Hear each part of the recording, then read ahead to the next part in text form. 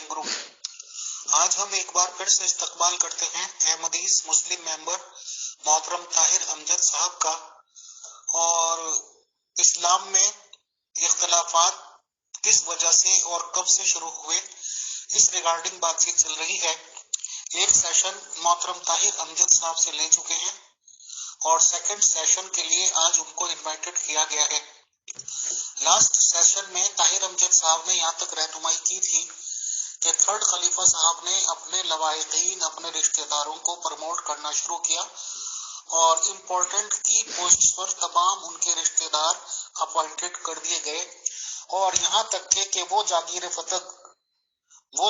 فدق جو کہ خاتون جنت کو بھی نہیں دی گئی تھی، جس کو تمام مسلمان آج تک یہ شاید خواب خیال کرتے ہیں کہ وہی خاتون جنت ہیں، اور دوسری طرف منافقوں کا ٹولہ مسلمانوں کا جو میکسیمم تعداد میں ہے، وہی دراصل میرے حساب سے ان کی مخالفتیں کرتا ہے، اور ان کے سامنے جو لوگ آئے ان کو بھی علیہ السلام بولتا ہے۔ بہرحال تو آج محترم طاہر امجد صاحب سے یہ ریکویسٹ ہے کہ پلیز وہ یہ جانکاری پرووائڈ کریں کہ کتنے سال ان چاروں خلفاء کی حکومت رہی ہے، اور حضرت جن کو کہ رضی اللہ علیہ السلام کہتے ہیں، خالد بن ولید صاحب، ان کا انتقال کب ہوا ہے۔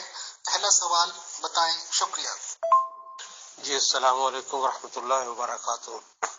شکریہ میر فیصل صاحب۔ دیکھیں، جو متنازع چیزیں ہوتی ہیں، جو ڈسپیوٹڈ ہوتی ہیں، ان کے بارے میں کوئی حتمی رائے دینا ایک دل کو سخت کرنے اور اپنے دل و دماغ کے دروازے بند کر دینے کے مترادف ہے۔ اگر کسی معاملے میں کوئی فیصلہ کسی کے حق میں نہیں جاتا تو اس کا ہرگز یہ مطلب نہیں ہے کہ وہ خاتون جنت نہیں ہے۔ فاطمہ الزہرا سلام اللہ، سارے مسلمانوں کی آنکھیں ان کے آگے جھکنی چاہیے کہ وہ رسول اکرم صلی اللہ علیہ وآلہ وسلم کی دختر نیک اختر ہیں اور ایک بے مثال خاتون ہیں۔ تو یہ تاثر دینا کہ اگر حضرت ابو بکر صدیق رضی اللہ تعالیٰ عنہ نے کوئی فیصلہ ان کی حضرت فاطمہ الزہرا سلام اللہ کی خواہش کے مطابق نہیں کیا تو گویا وہ ان کی عزت نہیں کرتے تھے۔ میرا ہرگز ایسا کوئی تصور موجود نہیں ہے۔ بعض فیصلے ہوتے ہیں، جس طرح میں نے پہلے عرض کیا تھا کہ سخت فیصلے کرنے پڑتے ہیں اقوام کو، اور جن پر جو آسان نہیں ہوتے، دکھ ہوتے ہیں، اور حضرت ابو بکر صدیق رضی اللہ تعالیٰ عنہ بھی کوئی اس فیصلہ کر کے کوئی خوش نہیں تھے، اور اس میں بھی کوئی شک نہیں ہے کہ جناب بطول رنجیدہ تھی، دکھی تھی، اور ان کو افسوس ہوا تھا، تو اس میں تضاد نہیں ہے۔ جی، جہاں تک آپ نے ان خلفائے راشدین کا ذکر کیا، حضرت ابو بکر صدیق 2 سال تک رہے، 10 سال تک حضرت عمر رضی اللہ تعالیٰ عنہ رہے، اور سب سے زیادہ عرصہ جو خلافت پر متمکن رہے وہ حضرت عثمان غنی رضی اللہ تعالیٰ عنہ تھے، 12 سال تقریباً رہے، اور مولا علی علیہ السلام 5.5-6 سال تک رہے۔ اس لیے کل ملا کر اگر کیا جائے تو تقریباً یہ 29.5 سال بنتی ہے، اور اگر اس میں امام حسن علیہ السلام کے 6 مہینے خلافت کے شامل کیے جائیں تو پھر یہ کل ملا کے 30 سال بنتے ہیں، جن کے بارے میں بہت ساری احادیث نقل کی جاتی ہیں۔ واللہ عالم بالصواب۔ جی، جس طرح پہلے میں نے عرض کیا کہ بعض شخصیات متنازع ہو جاتی ہیں اور بعض متنازع بنا دی جاتی ہیں۔ مختلف روایات کا مطالعہ کرنے کے بعد ہم کسی حد تک مجبور ہو جاتے ہیں اور اپنے اپنے دائروں میں قید ہو کے رہ جاتے ہیں کہ ہمیں جو تصویر دیکھنے کو ملتی ہے اس کے مطابق ہی ہم فیصلہ کرتے ہیں. اور اسی طرح کی ایک شخصیت، عظیم الشان شخصیت حضرت خالد بن ولید رضی اللہ تعالیٰ عنہ ہے.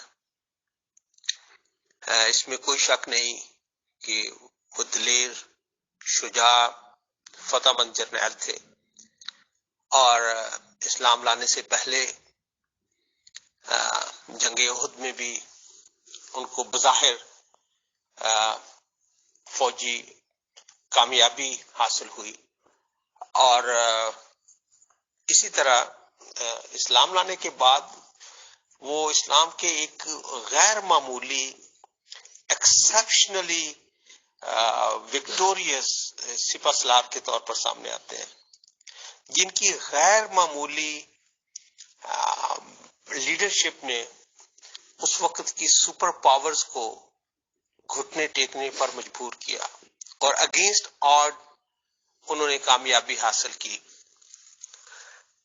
بہت ساری روایات ایسی آتی ہیں جن پر انگلیاں اٹھتی ہیں، اعتراض ہوتے ہیں، اور اس میں آج کل کی نہیں، اس میں بہت سارے جو ہیں جید صحابہ انہوں نے بھی سوال اٹھائے، اور جناب عمر رضی اللہ تعالیٰ عنہ نے بھی اس پر اپنی تشویش کا اظہار کیا ہے. محترم طاہر امجد صاحب، کون سا قانون خلافت کا وہ تھا یا آرٹیکل تھا یا دھارا یا دفعہ، کیا چیز بولتے ہیں، جس کے تحت فرسٹ خلیفہ جنہیں فاطمہ زہرا علیہ السلام کو جاگیر فدق دینے سے منع کر دیا تھا، اور وہ کون سا قانون، آرٹیکل، دفعہ یا دھارا تھی جس کے تحت عثمان صاحب نے اپنے داماد کو وہ جاگیر فدق بخش دی تھی؟ پلیز بتائیں، شکریہ. میں یہ سمجھتا ہوں کہ جس طرح پچھلی دفعہ میں نے محسوس کیا تھا کہ جو جس کی کوالٹی ہو اس کو وہ تسلیم کر لینا چاہیے، اور جہاں پر اختلاف ہو اسی حد تک محدود رکھیں تو ہم ان شخصیات کا مطالعہ کر سکتے ہیں. جس طرح میں نے پچھلی دفعہ مثال دی تھی کہ سچن ٹنڈولکر ہے، وہ اچھا بیٹس مین ہے، چاہے وہ پاکستان کی مخالف ٹیم انڈیا میں کھیلتا رہا ہے، لیکن جب وہ کرکٹنگ شاٹس لگاتا ہے، اچھا کھیلتا ہے، تو سپورٹس مین اسپرٹ کا مظاہرہ یہی ہوتا ہے کہ اس کو داد دی جائے اس کے کھیل کی، جس کی جو ایکسپرٹیز ہے. اب یہ کہا جائے کہ اب مجھے نہیں پتا، یہ میں صرف مثال دینے کے لیے، کیونکہ سچن ٹنڈولکر کا تعلق فلاں مکتبہ فکر سے ہے، وہ ہندو ہے، یا بجرنگ بلی کے دربار پر جاتا ہے، یا یہ ہے وہ ہے، اس لیے اس کی جو سٹروک پلینگ ہے، جو اس کی کرکٹنگ ابیلٹی ہے، اس کی داد نہ دی جائے. اس کی داد دینی چاہیے جب وہ کوئی اچھا کھیلے، یا کوہلی کھیلے یا کوئی اور کھیلے. ہاں، جب نظریات کی بات ہو، جب مذہب کی بات ہو، تو ہو سکتا ہے ان کی رائے جو ہے وہ اہمیت نہ رکھتی ہو، تو ہم ان چیزوں کو غلط ملت کر دیتے ہیں، اور اس سے ہم ایک ایسی فضا پیدا کر دیتے ہیں جس میں ایک دوسرے کو سمجھنا مشکل کے بجائے ناممکن ہو جاتا ہے. اور میں نے ایک خاصی تپسیا کر کے، میں نہیں چاہتا اور نہ میں ایسا کرنا چاہتا ہوں کہ جو جس کی ایبلٹی ہے وہ تسلیم کی جائے، جہاں پر اعتراض ہے اس کا ادب سے اس کا اظہار کر دیا جائے. حضرت خالد بن ولید رضی اللہ تعالیٰ عنہ کے بارے میں جو تنقید ہوتی ہے وہ انتہائی قابل اعتراض ہے. واللہ عالم بالصواب. ابھی اس میں اس کی کیا حقیقت تھی، ان کی کیا نیت تھی، کیسے ان کے ارادے تھے، یہ اللہ بہتر جانتا ہے. ہم کسی کے دل کا حال کیسے بتا سکتے ہیں؟ بہرحال یہ حقیقت ہے کہ ان پر جہاں اہل تشیع کی طرف سے بعض روایات ایسی سننے میں آتی ہیں کہ انہوں نے مولا علی علیہ السلام کی گردن پہ رسی ڈال کر اور ان کی توہین کرنے کی کوشش کی، گلیوں میں پھیرایا، اور مختلف محاذ پر اپوننٹ مخالف کو قتل کروا کر اس کی بیوی سے کو اپنے کنیز بنا کر یا جیسے بھی بنا کر کیا، اور اس طرح کے اور ہوتی ہیں، واللہ عالم بالصواب۔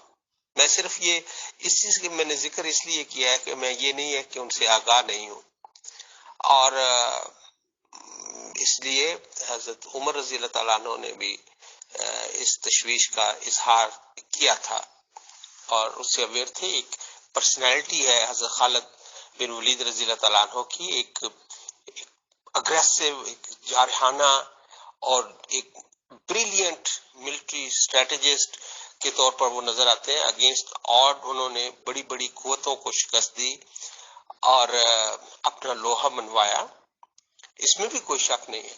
اور میں حضرت خالد بن ولید رضی اللہ تعالی عنہ کی جس بات سے سب سے زیادہ مجھے ذاتی طور پر متاثر کیا ہے وہ ان کی خلیفہ وقت کے آگے تابع داری ہے، کہ ایک ایسا فتح مند جرنیل جس کی مثال نہیں ملتی، وہ پاپولیرٹی کے عروج پر ہے اور خلیفہ وقت ان کو پروانہ دیتا ہے کہ ان کو اس عہدے سے ہٹا دیا جائے، تو نہ صرف وہ اسے کھلے دل سے تسلیم کرتے ہیں بلکہ اپنی تمام تر صلاحیتیں نئے آنے والے کمانڈر کے سپرد کر کے انتہائی بہادری سے لڑتے ہیں۔ اللہ تعالیٰ غفور الرحیم ہے، وہ جاننے والا ہے، وہ رحم کرنے والا ہے۔ میں ایسی شخصیات کے بارے میں بے تحاشا متنازعات چیزیں ملتی ہیں، اور میرا مقصد کسی کی دل آزاری نہیں ہے اور نہ ہی میں اسے مفید سمجھتا ہوں۔ ہمیں سوچنا چاہیے، پڑھنا چاہیے اور مختلف پوائنٹ آف ویو سے چیزوں کا جائزہ لینے کی کوشش کرنی چاہیے۔ تو جب ہم شیخین کا ذکر ہوا کہ ان کے ذاتی کنڈکٹ، ان کا وے آف لائف جو تھا وہ غیر معمولی طور پر فقیرانہ تھا، عاجزانہ تھا، اور کوئی شان و شوکت ان کے رہن سہن سے اس تک شک نہیں ہو سکتا تھا۔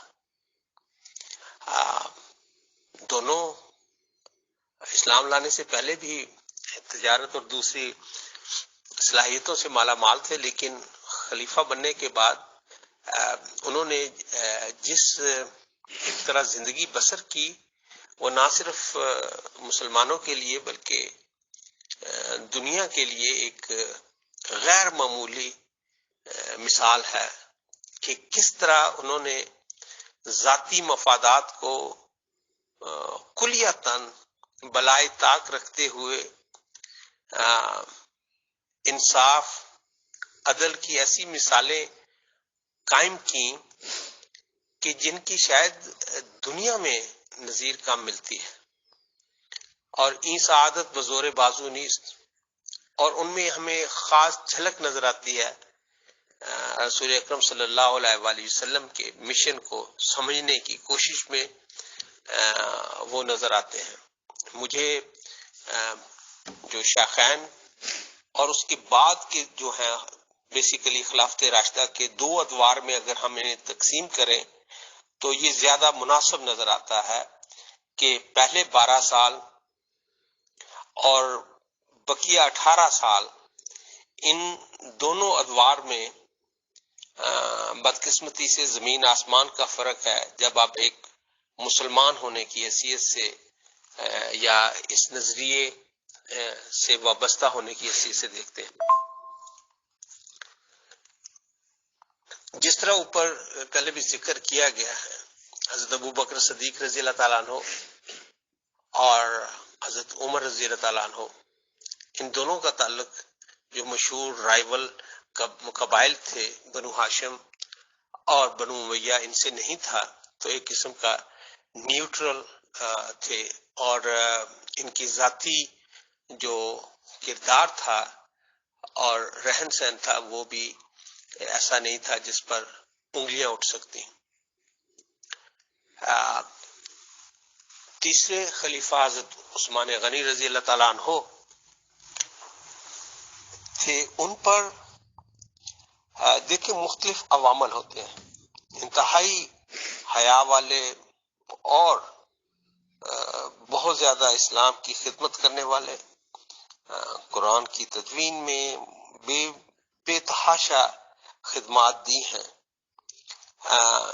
لیکن جب ہم تنقیدی نگاہ سے دیکھتے ہیں تو پھر جذبات اور احساسات سے بالا تر ہو کر جو حقائق ہیں ان کا ذکر بھی ضروری ہو جاتا ہے. حضرت عثمان غنی رضی اللہ تعالیٰ عنہ اپنے قبیلے سے، اپنے خاندان سے محبت رکھتے تھے اور ان کا خیال رکھتے تھے. ان پر بہت سارے اعتراضات پہلے دبی دبی آوازوں میں آنے لگے، پھر سرے عام ہونے لگے، اور انہوں نے بعض دفعہ پوری وضاحتیں بھی دیں کہ وہ کیسے کرتے ہیں. مثلا ان پر الزام آیا کہ وہ بنی امیہ کے لوگوں کو بہت زیادہ نوازتے ہیں، تو انہوں نے فرمایا کہ یہ میری ذاتی جو مال ہے میں ان میں سے دیتا ہوں، بیت المال سے نہیں دیتا. لیکن ایک جس طرح کی پوسٹ پر نامزد کیا گیا، اس میں ہمیں ایک ایسا تاثر بہرحال ملتا ہے کہ یہ بنو امیہ کی تو حمایت حاصل ہے، ان کی تو چاندی ہوئی، لیکن غیر بنو امیہ خوش نہیں تھے، اعتراض اٹھاتے تھے اور دبی دبی لفظوں کے بعد کھل کر سامنے آ گئے تھے. جی محترم، فرما رہے ہیں کہ ریئلی میں نہیں سمجھا کس بات پہ آپ کو کوئی ڈفرنٹ رائے ہے یا ڈفرنٹ اینگل سے دیکھنا چاہتے ہیں. طاہر امجد صاحب کی کمنٹ تو میں نے اس لیے کیا کہ مجھے حیرانی ہوئی کہ ماشاءاللہ آپ دن رات ٹرو اسلام کے نعرے لگاتے رہتے ہیں اپنے والے اسلام کے ریگارڈنگ، اور آپ نے 1400 سال پہلے والے اسلامی خلیفاؤں کا جو تعارف اب کرایا ہے، مجھے نہیں پتا وہ صحیح ہے یا غلط ہے، یا آپ صحیح یا غلط کیا مانتے ہیں. صحیح مانتے ہوں گے جب آپ نے فرمایا ہے کہ انہوں نے فقیرانہ زندگی جی ہے، انہوں نے سادگی کی زندگی جی ہے.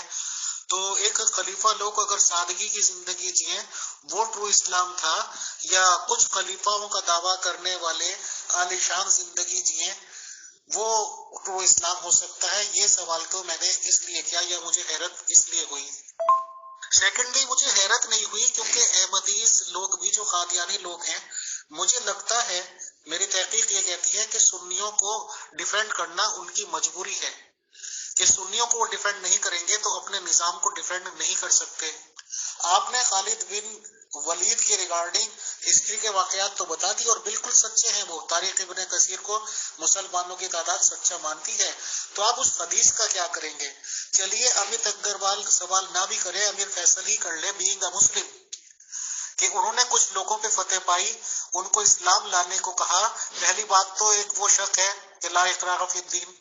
چلو آپ نے جبرن تلواریں آپ کے ہاتھ میں تھی، وہ بےکس تھے، وہ لاچار تھے، وہ مظلوم تھے، ان کو اسلام لانے کو کہہ بھی دیا اور عربی کے کچھ ورڈز پڑھا دیے ان کو کہ یہ پڑھو. حالانکہ وہ کہنا وہی چاہتے تھے بٹ عربی ان کو نہیں آتی تھی، تو ان کے منہ سے کچھ غلط نکل گیا. تو ایک اسلامی اگر جنرل ہوتا وہ واقعی میں ہی چاہتا کہ مسلمانوں کی تعداد میں وہ شامل ہو جائیں تو ان کو کریکٹ کر دیتا، بھائی یہ ورڈ نہیں ہے، یہ ورڈ ہے. بٹ اس نے اس کو قتل کرنا شروع کر دیا، اپنے لوگوں کے حوالے کر دیا کہ لو تم بھی مارو میں بھی مارتا ہوں، رسیوں سے باندھے گئے، زدوکوب کیا گیا، انہیں مار دیا گیا. تو یہ مذہب اسلام کی خدمت تھی یا مذہب اسلام کے اگینسٹ جانا تھا؟ To be very neutral and to be very straightforward. بتائیں گے محترم؟ شکریہ. جی محترم، اگر بات خلفائے راشدین پر ہو رہی ہے اور اسلام میں اختلافات کا آغاز اس پر ہو رہی ہے اور اس کا ہم جائزہ لے رہے ہیں، تو اگر جو میں نے بات کی ہے اس میں سے اگر آپ کو کسی بات پہ اعتراض ہے یا آپ سمجھتے ہیں کہ میری سٹیٹمنٹ میں کوئی جھول ہے یا کمی ہے تو پلیز اس کی طرف نشاندہی کر دیجئے، ہم ڈسکس کر سکتے ہیں. لیکن جو ٹاپک سے بالکل جس کا کوئی تعلق نہ ہو اور ایک رینڈم سوال کر دینا، وہ ایسے ہی ہے کہ پٹڑی سے اتارنے کے موجب بن سکتا ہے کہ اس ٹاپک کو چھوڑو، آج ہم مناظرہ رائی کرتے ہیں، ہم اس کو بالکل اور ڈائریکشن دے دیتے ہیں. میرا خیال ہے یہ بدقسمتی ہوگی، لیکن آپ بہرحال چیف ایڈمن ہیں، اگر آپ چاہیں گے تو گفتگو کو اس طرف لے جاتے ہیں. جی امیر فیصل صاحب، میں نے پہلے عرض کی ہے کہ بہت سارے ایسے واقعات ہیں جو آتے ہیں سامنے جو قابل اعتراض ہیں، اسی لیے اس کو ایسے واقعات کو متنازع کہا جاتا ہے، ڈسپیوٹڈ کہا جاتا ہے، جس میں ہر دو طرف سے آراء موجود ہوتی ہیں. اور خاکسار نے یہ عرض کی کہ نہ صرف آپ نے یا آج کل کے لوگ اس کو ناپسندیدہ نگاہ سے یا ناقدانہ نگاہ سے دیکھتے ہیں، جناب عمر رضی اللہ تعالیٰ عنہ نے بھی اس پر سرزنش کی اور اس کو اکنالج کیا. میں نے بار بار پہلے بھی یہ کہا ہے کہ جس کی جو کوالٹیز ہیں ان کو وہ اکنالج کرنا چاہیے، جس بات پہ اعتراض ہو ادب کے ساتھ اپنے اعتراض کا اظہار کر دینا چاہیے. میں نے تو جو میسج دیے ہیں وہ اسی لیے بیک گراؤنڈ میں سچن ٹنڈولکر کی مثال بھی اسی لیے دی ہے کہ اگر آپ کہتے ہیں سچن ٹنڈولکر اچھا بیٹسمین تھا یا نہیں تھا، تو وہ تھا. کیا وہ اسلامی اسکالر تھا؟ نہیں. کیا وہ فقہ میں اپنا ثانی نہیں رکھتا تھا؟ نہیں ہے. کیا وہ صوفیزم کا نمائندہ تھا؟ نہیں. تو یہ دونوں چیزیں الگ الگ ہیں. خالد بن ولید رضی اللہ تعالیٰ عنہ پوری انسانیت کی جتنی تاریخ ملتی ہے، he is one of the most successful general in the history, not only Islamic history but in world history. آپ اس کو ڈینائی کر دیں گے کہ اس وقت کی جو دو سپر پاور ہیں ان کو ہلا دیے اور سیف اللہ نے، تو اب ان سے وہ کوالٹی، میں نے تو ان کی کوئی دفاع نہیں کیا کہ انہوں نے اگر یہ کیا ہے تو ٹھیک کیا ہے یا نہیں کیا. میں نے تو اس سے بڑھ کر جو میرے نزدیک تکلیف کا امر ہے یہ سوچتے ہوئے کہ کوئی مولا علی علیہ السلام کے گردن پر رسی ڈال کر ان کو سڑک پر گھسیٹ رہا ہے، علیہ واللہ عالم بالصواب، مطلب میں نے تو اس کا بھی ذکر کر دیا جو میرے لیے انتہائی تکلیف کا باعث ہے. تو آپ کیا کہنا چاہتے ہیں، کیوں کہنا چاہتے ہیں، اس کی ذرا وضاحت کر دیں تاکہ مجھے سمجھنے میں آسانی ہو جائے. جہاں تک یہ بات ہے قتل و غارت کی، دیکھیں اس میں ہم سب کو اس فریم آف ریفرنس میں جانا پڑے گا اگر ہم حقائق کو محسوس کرنا چاہتے ہیں، سمجھنا چاہتے ہیں، جو اس وقت کے نارم تھے ان کے مطابق دیکھنا چاہتے ہیں. اگر ہم آج کی انفارمیشن ٹیکنالوجی اور جو ارتقائی عمل سے انسانیت گزر کر جس طرح سیاست میں، ریاست میں مختلف سماجی جو کانٹریکٹ ہے اس کے اوپر ہم 1400 سال پہلے جا کر دیکھیں گے تو ہمیں یقیناً مایوسی ہوگی.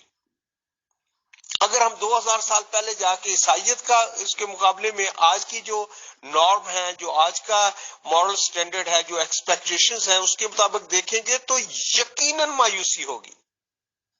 اگر ہم آج کا جو ضابطہ اخلاق ہے یا جو جسے ہم آج سکہ رائج الوقت ہے اس کے مطابق آپ یہودیت کو دیکھیں گے، اولڈ ٹیسٹیمنٹ کو دیکھیں گے تو آپ کو شدید مایوسی ہوگی. اسی طرح آپ ویدک تعلیمات کو دیکھیں گے، یورپین تعلیمات کو دیکھیں گے، ایون یوٹوپین ریپبلک جو ہے پلیٹو کی، جسے افلاطون کہتے ہیں، ان کی ریپبلک کو دیکھیں گے تو آپ حیرت میں پڑ جائیں گے کہ اس کو لوگ آئیڈیالائز کرتے رہے ہیں. تو ایوری تھنگ از ریلیٹو. ہم غلط کر دیتے ہیں چیزوں کو اگر اپنے معیار کے مطابق دیکھتے ہیں. اب میں اس کو ایک مثال اور دوں گا. اگر ہم آج کے حساب کتاب سے دیکھیں کہ ایک 52-55 سال کا ہم دو دوست ہیں، آج اگر ہم دوسرے کی جو ہے بیٹی کا اور چھوٹی بیٹی کا رشتہ مانگے اپنے لیے، تو یہ ایک ایسی صورتحال بنتی ہے کہ بندہ کہتا ہے کہ تم ٹھیک ہو. لیکن اگر ہم اس کو جو اس وقت کی روایات تھی ان کے مطابق دیکھیں تو پھر ہم سمجھ سکتے ہیں کہ معاملات کیا تھے. اعتراض کرنا ہو کہ ان بزرگ کی شادی اپنے دوست کی بیٹی سے، اچھا ایج ڈفرنس ہے، اچھا پھر ان کی شادی، ان کی بیگم کی شادی کس کے ساتھ ہوئی؟ دوسرے بزرگ کی، تیسرے بزرگ کی، چوتھے بزرگ کی. تو وہ اگر آپ وہ ماڈل اگر آپ کریٹ کرنا چاہیں اور آپ یہ کہیں کہ یہ ہمیشہ کے لیے آنے والوں کے لیے ایک رول ماڈل ہے، تو آپ کو شدید مایوسی ہوگی. تو اس لیے میری خواہش ہے کہ جب ہم چیزوں کا تجزیہ کرنا چاہیں تو اس وقت کے حساب سے چیزوں کو دیکھیں. بہرحال میں واپس آتا ہوں اپنے پوائنٹ کی طرف. تو میں یہ سمجھتا ہوں کہ حضرت عثمان غنی رضی اللہ تعالی عنہ نے جہاں اسلام کی بہت ساری خدمات انجام دی، وہاں پر جسے انہوں نے مناسب سمجھا اپنے قبیلے کے اور خاندان کے لوگوں کو کی پوسٹ پر لگایا، اور جس سے بہت ساری بے چینی پھیلی پوری ریاست میں، جو کہ اب امپائر بن چکی تھی. میں نہیں سمجھتا کہ یہ مذہب کا مزاج یہ مضمون ہے، اور نہ ہی اس طرح کا کوئی لاہ عمل کسی بھی مقدس کتاب میں موجود ہے کہ جب آپ طرز حکمرانی کیسے ہو. صرف ایک جنرل گائیڈ لائن دی جاتی ہے کہ امرہم شورا بینہم. اس کے علاوہ کس کو چننا ہے وہ سب لوگ طے کرتے ہیں. اور یہ کہنا کہ انتقال اقتدار جو ہے وہ کیسے ہو اور اس کی کوئی واضح ہدایات ہمیں قرآن میں مل جائے یا ایک واضح شکل نظر آ جائے کہ خلافت کا انتخاب کیسے ہونا ہے، کیسے نہیں ہونا چاہیے، اس کی کوئی واضح مثال. ہر مکتبہ فکر اپنے حق میں کوئی نہ کوئی نشانیاں ڈھونڈ کے، اشارے ڈھونڈ کے وہ تو کر سکتا ہے، لیکن اس کی واضح مثال شاید کسی بھی آسمانی صحیفے میں نہ ملے، کیونکہ جو کام زمین کے کرنے والوں کا ہے وہ آسمان سے کم ملتا ہے. اور یہ بھی حقیقت ہے کہ انسان ارتقائی عمل سے گزرتا ہے. ایک گائیڈ لائن ہی دی جاتی ہے اور اس کے بعد عمل خود کرنے پڑتے ہیں. اور مسلمانوں میں یہ چیز کوئی یہ نہیں ہے کہ 10 سال 20 سال 30 سال یا 100 سال میں یہ ڈیولپ ہو چکی ہو. It took few hundred years. اور اس کے بعد جمہوریت کی طرف یا امرہم شورا بینہم کے مصداق ہم آگے بڑھ سکے ہیں.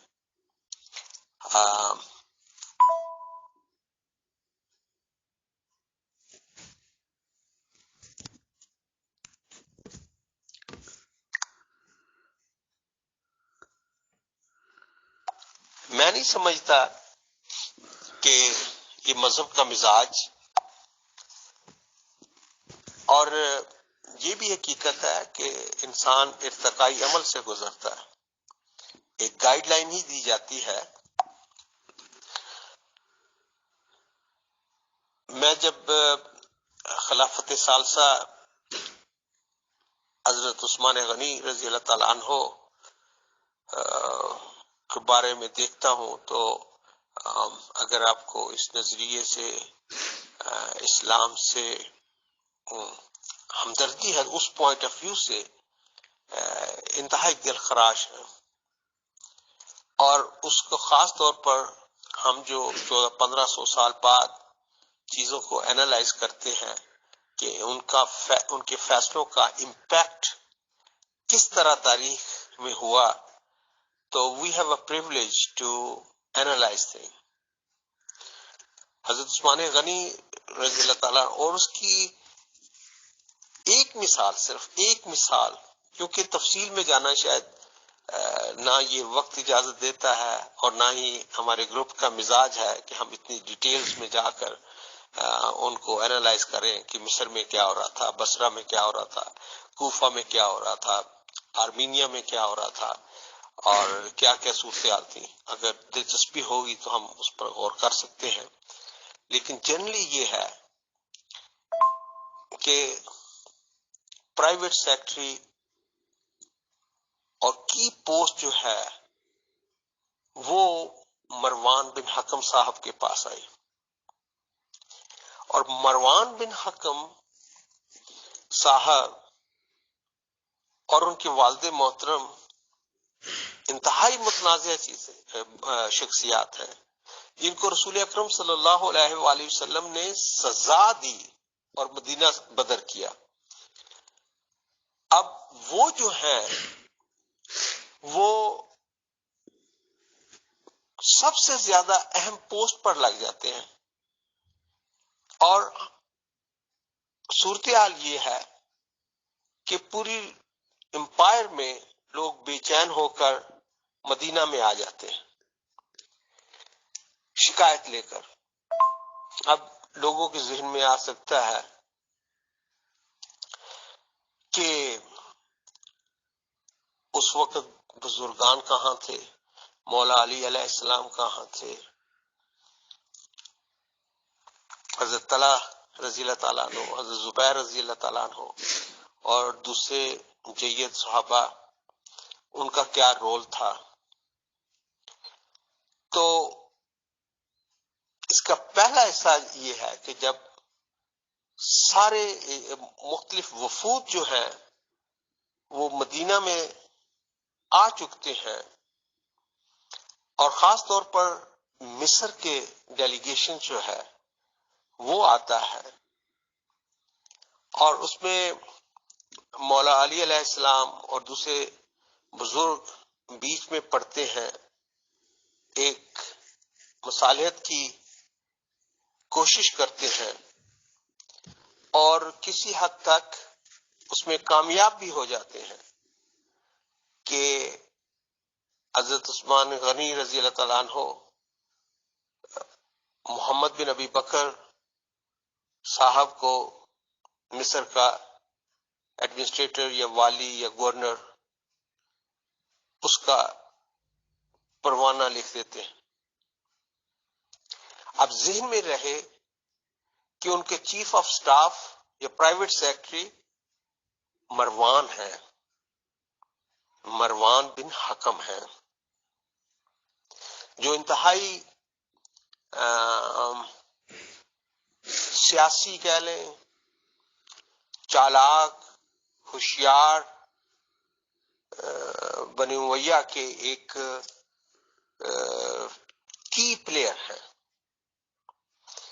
اپنے قبیلے کے لیے، اپنے مفادات کے لیے جو کہیں اور نیتوں کا حال جاننے والا اللہ ہے، لیکن حضرت عثمان غنی سے قریبی رشتہ داری اور بنی امیہ کا فرد ہونا اور ان کا پرائیویٹ سیکرٹری ہونا،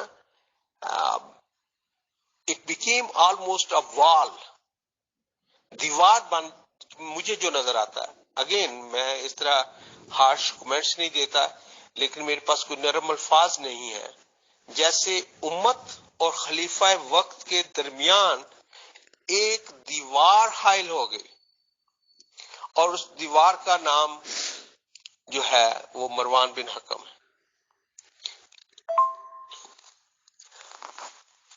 بہت سے لوگوں نے مروان صاحب کو امت کے حوالے کرنے کا مطالبہ کیا، لیکن عثمان غنی رضی اللہ تعالیٰ عنہ کی طبیعت میں ان کو یہ سمجھ آ رہی تھی کہ اس کا مطلب وہ ڈیتھ سینٹینس ہے، اور وہ نہیں چاہتے تھے کہ ایسا ہو. تو میں یہ کہہ رہا تھا کہ حضرت علی رضی اللہ تعالیٰ عنہ اور دوسرے اصحاب کی موجودگی میں ایک صلح نامہ کہہ لیں اور ایک قرارداد منظور ہو گئی باغیوں اور حضرت عثمان غنی کے درمیان، اور وہ لوگ مدینہ چھوڑ کر چلے گئے. لیکن چند دنوں کے بعد وہ دوبارہ آ جاتے ہیں. یہاں سے جو معاملات ہوتے ہیں وہ اتنے خوفناک ہیں، اتنے پرسوز ہیں کہ بدقسمتی سے ان کو ادا کرنے کے لیے شاید الفاظ کم پڑ جائیں. اس میں کس کی کیا سازش تھی، کیا نہیں تھی.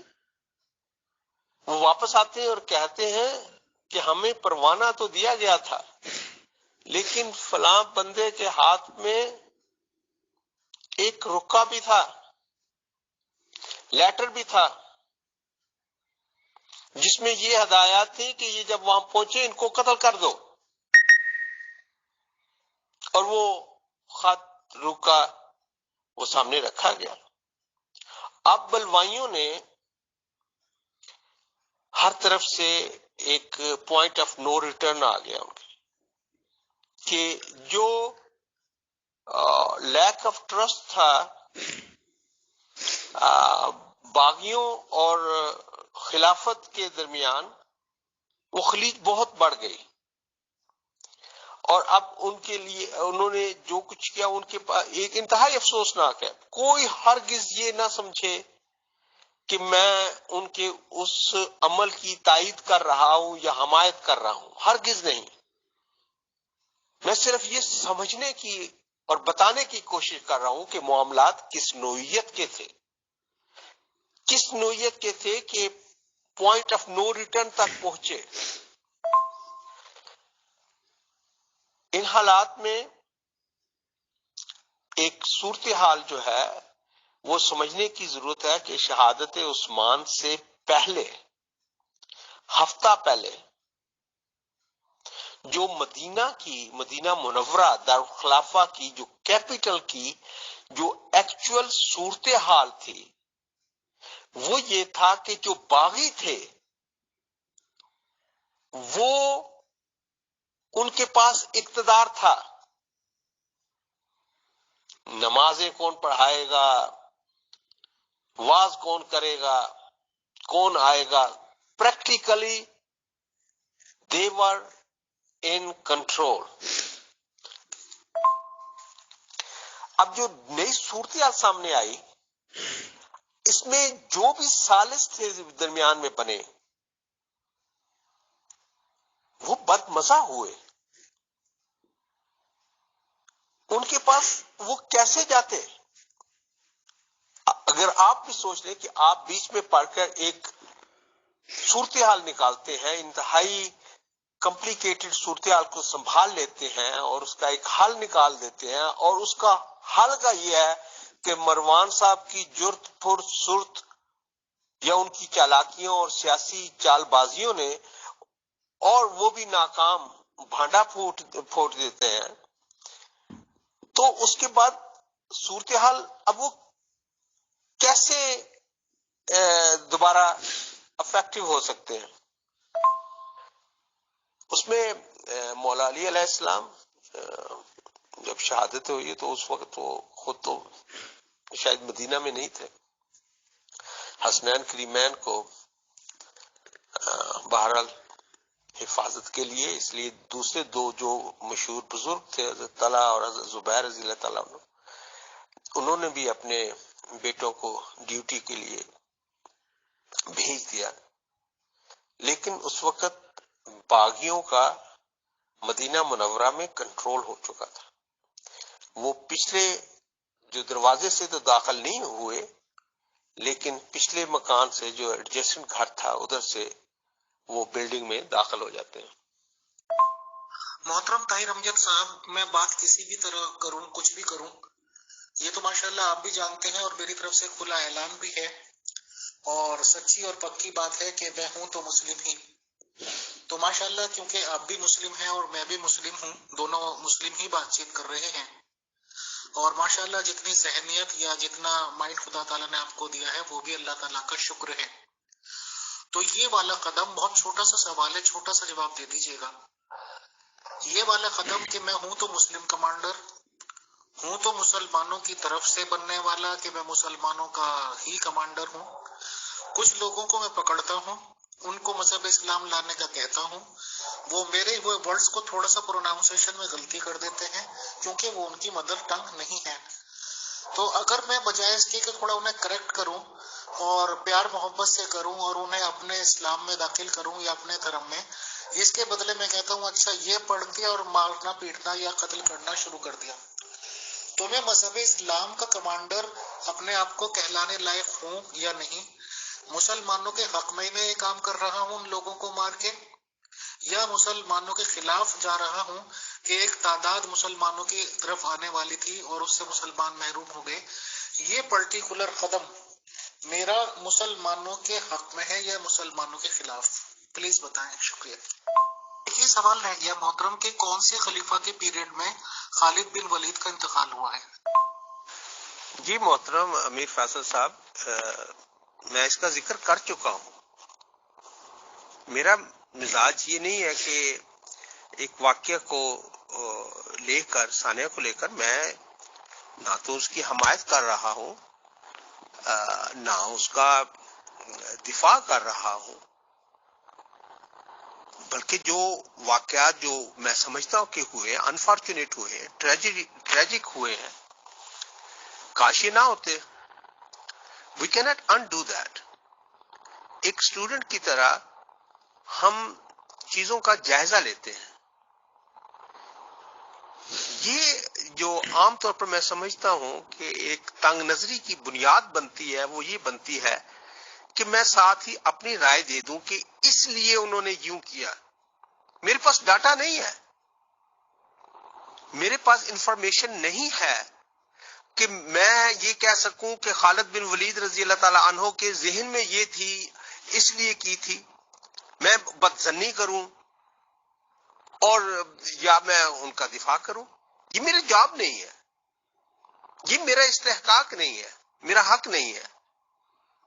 میں جو دیانتداری سے سمجھتا ہوں کہ جس طرح ہے، چاہے کوئی قابل اعتراض چیز نظر آتی ہے، تو میرا پوائنٹ یہ ہے کہ بے تحاشا عظیم لوگوں نے جو بے تحاشا کام کیے ہیں ان سے غلطیاں بھی سرزد ہوتی ہیں، بلنڈرز بھی ہوتے ہیں جن کا خمیازہ آنے والی نسلوں کو بھگتنا پڑتا ہے. وہ بھگتیں گے، بھگت رہے ہیں.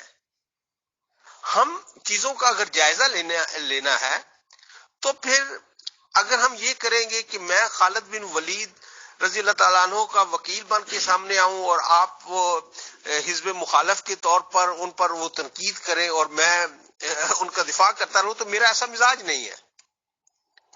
جو واقعات ہوئے ہیں جنہیں میں کریڈیبل سمجھتا ہوں اس پر افسوس کر سکتا ہوں کہ انا للہ و انا الیہ راجعون. کاش ایسی غلطیاں نہ بزرگوں نے کی ہوتی، لیکن کی ہیں تو وہ جواب دہ ہیں. اللہ تعالی، اللہ مالک یوم الدین، اللہ ہی ہے مالک یوم الدین. اللہ تعالیٰ نیتوں کو جاننے والا ہے، بہتر جاننے والا ہے. واللہ عالم بالصواب. ہم ان کی نیتوں کے بارے میں ہمیں کہنے کی ضرورت نہیں ہے. اور میں یہ سمجھتا ہوں کہ اس سے ایک اپنا دائرہ جو ہے آپ انتہائی تنگ کر لیتے ہیں، اور سوچنے سمجھنے اور چیزوں کو اینالائز کرنے کے بجائے آپ فتویٰ گیری کی طرف آ جاتے ہیں. اور ملائیت اور تکفیریت سے مجھے سخت ناپسند ہے. کوئی بھی ہو، چاہے کسی کا تعلق کسی بھی مکتبہ فکر سے ہو. میری خواہش یہ ہوتی ہے کہ چیزوں کو دیانتداری سے جیسے آپ کو نظر آتی ہیں ان کو اینالائز کریں. اور میرا جو ٹارگٹ ہے، جو ٹاپک ہم نے ڈسکس کیا ہے، جو طے کیا ہے، وہ اسلام میں اختلافات کا آغاز ہے، اس کو سمجھنے کی کوشش کرنا ہے. اگر ہم ایک پرٹیکولر پوائنٹ کو لے کر اس کو فوکل پوائنٹ بنا لیں گے اور اسی کے گرد چکر لگاتے رہیں گے تو ہم بڑی پکچر کو دیکھنے کے قابل ہی نہیں رہتے. میرا یہ مزاج نہیں ہے. آپ نے اگر منظر کشی کرنی ہے اور آپ کو کوئی ایک کانٹا یا ایک پھول پسند آ گیا ہے اور اب آپ کی ذہنی جو آپ کا بیان ہے، آپ اس قلعے کے ساتھ اپنے آپ کو باندھ لیتے ہیں، محدود کر لیتے ہیں، اس پر آپ گھنٹوں، دنوں، ہفتوں یا عمریں بتا دیتے ہیں، تو آپ انتہائی تنگ دائرے میں اپنے آپ کو قید کر کے اس میں چلتے چلتے چلتے تھک جائیں گے. لیکن آپ اسی دائرے میں رہتے ہیں، کوئی سفر طے نہیں ہوتا. تو اس لیے میرا مزاج تو یہ ہے کہ ایک صورتحال آئی، اس کے بارے میں دونوں آرا موجود ہیں، تو اس کے بعد بڑی پکچر کو دیکھنا چاہیے. لیکن آپ چیف ایڈمن ہیں، جیسے آپ چاہیں گے ویسے کر لیں گے. جی، کنکلوژن میں یہ کہتا ہوں کہ یہ جو معاملات ہیں حضرت عثمان غنی رضی اللہ تعالیٰ عنہ کے آخری ایام اور اس کے بعد جو انتہائی دردناک صورتحال سامنے آتی ہے، وہ کن حالات میں مولا علی علیہ السلام کو یہ ذمہ داری تھوپی گئی یا ان پر ڈالی گئی، وہ کیا کیفیات تھیں. اور اس میں اگر ہم حقیقت پسندی سے چیزوں کا جائزہ لیں تو آگے چل کر انتہائی اہم، دردناک اور افسوسناک جو واقعات آنے ہیں، ہم ان کے لیے ذہنی طور پر تیار ہو سکیں. ایک اور دریا کا سامنا تھا منیر مجھ کو، جب ایک دریا کے پار اترا تو میں نے دیکھا. یا پھر وہ پرانا مشہور شعر ہے، موجزن ایک کلزم خون، کاش یہی ہو، آتا ہے ابھی دیکھیے کیا کیا میرے آگے، آتا ہے ابھی دیکھیے کیا کیا میرے آگے. ابتدائے عشق ہے روتا ہے کیا، آگے آگے دیکھیے ہوتا ہے کیا. ابھی تو شروعات ہوئی ہے، انجام تک لانا تو بہت مشکل ہے، لیکن بیچ میں ہمیں عنقریب جنگ جمل کا سامنا کرنا پڑتا ہے، جنگ صفین کا سامنا کرنا پڑتا ہے، اور پھر کربلا بھی ہے. بہت سارے دریا ہیں. اللہ تعالی ہمیں توفیق دے کہ ہم حقیقت کو جان سکیں اور ایک طالب علم کی طرح چیزوں کا جائزہ لینے کی ہمت کر سکیں۔ اللہ تعالیٰ مجھے ہمیشہ سچ بولنے کی توفیق دے جو میں سمجھتا ہوں اور میری اصلاح کرتا رہے۔ جتنے بھی تھیں یا ہیں ان ریگارڈنگ میں محترم طاہر امجد صاحب and all dear group members of hero discussion group, السلام علیکم ورحمۃ اللہ وبرکاتہ۔ جتنی بھی باتیں مذہب اسلام کی تاریخ کے ریگارڈنگ میری جانکاری میں تھی، جتنی بھی تھیں یا ہیں ان ریگارڈنگ میں یہ سننے میں آتا تھا، ایسا لگتا تھا کچھ لوگوں سے سن کے کہ عثمان غنی صاحب کے قتل میں شاید علی علیہ السلام کے فالوورز کا یا ان کے حمایتیوں کا ہاتھ رہا ہوگا۔ بٹ جو کچھ صورتحال اب سامنے آ رہی ہے ڈفرینٹ عقائد کے لوگوں سے بات چیت کر کے، اور محترم طاہر امجد صاحب بھی ایک بہت ہی قابل ممبر ہیں، جب یہ کھلے عام پتہ چل رہا ہے کہ عثمان صاحب نے اپنے رشتہ داروں کو پروموٹ کیا، کی پوسٹس ان کو دی، اپنے داماد کو وہ جاگیر فدق دے دی جو کہ فاطمہ زہرا علیہ السلام کو بھی نہیں دی گئی تھی خلافت کی طرف سے۔ اس بات کا جواب ندارت ہے کہ کون سے قانون کے تحت فاطمہ زہرا علیہ السلام کو نہ کی گئی تھی اور کون سے خاتون کے تحت عثمان صاحب نے وہ جاگیر فدق ایک سیکنڈ میں کسی کے حوالے کر دی داماد کے۔ رہی بات اس کی کہ اس سیشن میں بھی یہ سوال انسلجھا رہ گیا کہ خالد بن ولید اس دنیا میں کب تک رہا ہے۔ ہم تو یہ سمجھتے ہیں کہ اگر ابو بکر صاحب پہ کوئی حملہ نہیں ہوا تو اس لیے ہوا کہ وہ بہت ہی، میں لفظ جو میرے منہ میں آ رہے ہیں میں کرتا نہیں ہوں استعمال، اس طرح کا بندہ تھا کہ ان کے حکم پہ ہی قتل و غارت گیری کا سب سے زیادہ بازار گرم کیا ہے خالد بن ولید نے، اور کیونکہ اس کی دہشت کافی تھی تو شاید ابو بکر صاحب پہ ہاتھ ڈالنے کی ہمت نہیں ہوگی کسی۔ سیکنڈ خلیفہ عمر صاحب نے اس کو معزول کیا، بھلے ہی مسلمان یہ کہتے ہیں، طاہر امجد صاحب نے بھی کہہ دیا کہ بھائی اس نے تو اطاعت کر لی، اس نے قبول کر لیا، وہ مرتا کیا نہیں کرتا، اکیلا کیا تھا، he was nothing and he was a big zero. بھائی سپاہیوں کے دم پہ تو اس نے سب کچھ کیا، جب وہ طاقت اس کی ہٹ گئی تو وہ کر کیا لیتا، ایک سے ایک بندہ پڑا ہوتا ہے، اسے پوسٹ ملنی چاہیے۔ بہرحال عجیب و غریب سی ہسٹری ہے سننے کی، اور تھوڑا بہت میرا دماغ یہ بن بھی رہا تھا کہ خدا نخواستہ کہیں علی علیہ السلام کی کوئی غلطی ہے یا خدا نخواستہ انوالومنٹ ہے، بٹ جب اس طرح کی باتیں آ رہی ہیں کہ میں تو بہت بڑی بات سمجھتا ہوں اس کو، بہت بڑی سے تنگ نظری کہہ لیجیے یا کچھ کہہ لیجیے، کہ جاگیر فدق کا ایک طرف سے نہ ہونا اور ایک طرف سے ہاں ہونا یہ کوئی کم کرمنل آفنس نہیں ہے۔ بہرحال طاہر امجد صاحب سے مزید سیشنز کی ضرورت رہے گی انشاءاللہ، جب وہ اویلیبل ہوں گے بات چیت کنٹینیو ہوگی اور یہ پتہ چلے گا کہ عثمان صاحب کا قتل جب ہوا تو اس کے بعد کیا کیا حالات ہوئے۔ بہت شکریہ، بہت جزاک اللہ، السلام علیکم ورحمۃ اللہ۔